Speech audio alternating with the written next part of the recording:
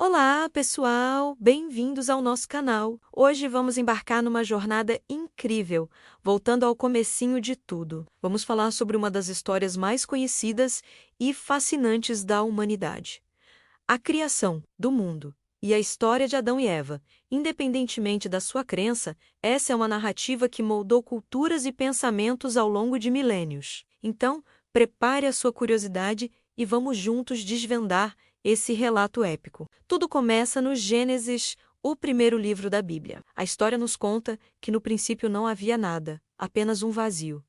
Então, uma força criadora, Deus, entra em cena. A narrativa é dividida em dias, como se fosse uma grande semana de trabalho cósmico. No primeiro dia, a primeira coisa a ser criada foi a luz. Imagine só, a escuridão total sendo rompida por um comando. Haja luz, e a luz se fez. Deus então separou a luz da escuridão, chamando a luz de dia e a escuridão de noite. Foi o primeiro nascer e pôr do sol, o início da contagem do tempo como conhecemos. No segundo dia, o foco foi organizar as águas. Deus criou o firmamento, uma espécie de expansão no meio das águas para separar as águas de cima das águas de baixo. Esse firmamento foi chamado de céu. Pense nisso como a criação da nossa atmosfera, o espaço azul que vemos todos os dias. O terceiro dia foi um dia de terra firme e vegetação. Deus juntou as águas debaixo do céu em um só lugar, e a porção seca apareceu. A essa porção seca ele chamou de terra, e ao ajuntamento das águas chamou de mares. E não parou por aí. A terra, ainda nua, recebeu uma ordem para produzir vida: ervas, plantas que dão sementes e árvores frutíferas. De repente, o planeta ganhou cor, com o verde das plantas e o colorido das flores e frutos. Com um cenário pronto, o quarto dia foi para decorar o céu. Deus criou os luzeiros no firmamento para separar o dia da noite e para servirem de sinais para estações, dias e anos. Ele fez o luzeiro maior para governar o dia, o nosso sol, e o luzeiro menor para governar a noite, a nossa lua.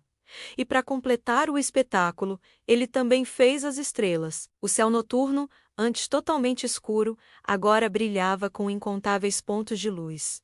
No quinto dia, a vida explodiu nos mares e no ar. Deus disse: povoem-se as águas de enxames de seres vivos, e voem as aves sobre a terra, sob o firmamento do céu. E assim, os grandes monstros marinhos, todos os tipos de peixes e criaturas aquáticas, e todas as espécies de aves foram criados. O planeta começou a ter som, com o canto dos pássaros e um movimento nos oceanos. O sexto dia foi o mais movimentado de todos. Primeiro, Deus criou os animais terrestres. Ele ordenou que a terra produzisse seres vivos conforme a sua espécie: animais domésticos, répteis e animais selvagens. O mundo agora estava cheio de vida por toda parte, em terra, no mar e no ar. Mas faltava a peça principal, a obra-prima da criação. E, então, no final do sexto dia, Deus disse algo diferente: façamos o homem à nossa imagem, conforme a nossa semelhança. Usando o pó da terra, ele formou o primeiro homem, Adão, e soprou em suas narinas o fôlego da vida. Adão não era apenas mais uma criatura. Ele foi criado para ter um relacionamento especial com seu Criador e para cuidar de toda a criação. Deus colocou Adão em um lugar perfeito, um jardim chamado Éden. Era um paraíso, com rios que o regavam e árvores de todos os tipos, agradáveis à vista e boas para comer. No meio do jardim havia duas árvores especiais: a árvore da vida e a árvore do conhecimento do bem e do mal. Adão recebeu uma tarefa e uma única regra: ele podia comer de todas as árvores do jardim, exceto da árvore do conhecimento. Se ele comesse dela, certamente morreria. Mas Deus viu que Adão estava sozinho. Ele disse: não é bom que o homem esteja só. Far-lhe-ei uma auxiliadora que lhe seja idônea. Então Deus fez Adão cair num sono profundo, tirou uma de suas costelas e, a partir dela, criou a mulher, Eva. Quando Adão acordou e a viu, ele a reconheceu imediatamente como parte de si mesmo, dizendo: esta, afinal, é osso dos meus ossos e carne da minha carne. Eles estavam nus no jardim e não sentiam vergonha, vivendo em total inocência e harmonia. A vida no Éden era perfeita. Adão e Eva viviam em comunhão com Deus, cuidavam do jardim e desfrutavam de tudo o que havia sido criado. Não havia dor, medo ou sofrimento. Era uma existência de pura paz e felicidade. Mas, como sabemos, essa perfeição não durou para sempre. A história continua com a chegada de uma serpente, descrita como a mais astuta de todos os animais. Ela se aproxima de Eva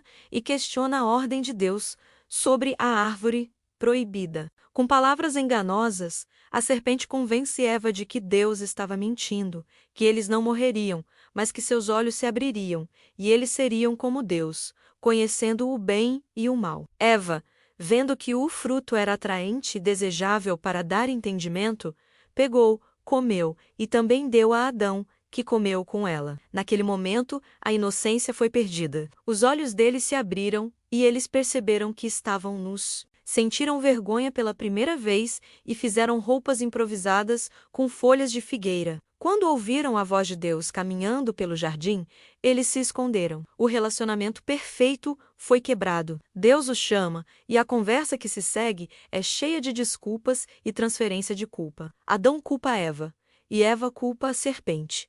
As consequências foram severas. A serpente foi amaldiçoada a rastejar sobre o seu ventre. A mulher teria dores no parto e seu desejo seria para o marido. E o homem teria que trabalhar arduamente a terra, que agora produziria espinhos e cardos para conseguir seu sustento. E o mais trágico de tudo, eles foram expulsos do jardim do Éden para que não comessem da árvore da vida e vivessem para sempre naquele estado de separação. A morte, tanto espiritual quanto física, entrou no mundo. Essa é a história da criação e da queda, um relato fundamental que explica a origem do mundo, da humanidade e da condição humana, com suas belezas e suas falhas. É uma narrativa sobre perfeição, escolha, desobediência e as consequências que ecoam até hoje. Ela estabelece o palco para todo o resto da história bíblica, que é, em essência, a jornada da humanidade em busca de redenção e restauração daquela comunhão perdida no Éden. O que vocês acham